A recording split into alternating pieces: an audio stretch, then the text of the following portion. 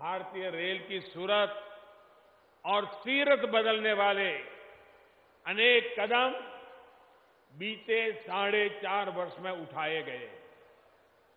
दिल्ली से काशी के बीच चल रही देश में बनी पहली semi high speed train Vande Bharat express इसका एक और बहुत बड़ा उदाहरण है।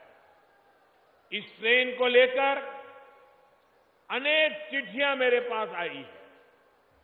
देश के लोगों में एक उत्साह है, गौरव का भाव है कि इतने दशकों बाद ही सही भारत को एक विश्व स्तरीय ट्रेन मिली है।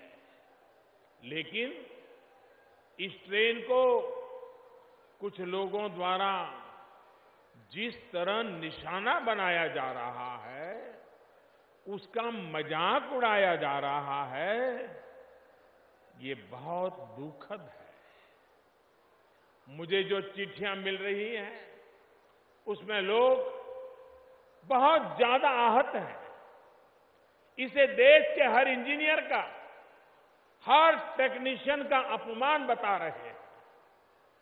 भारत का मजाक उड़ाने की मानसिकता से घिरे ऐसे लोगों से देश के प्रत्येक नागरिक को, देश के हर नौजवान को सतर्क रहना आवश्यक है।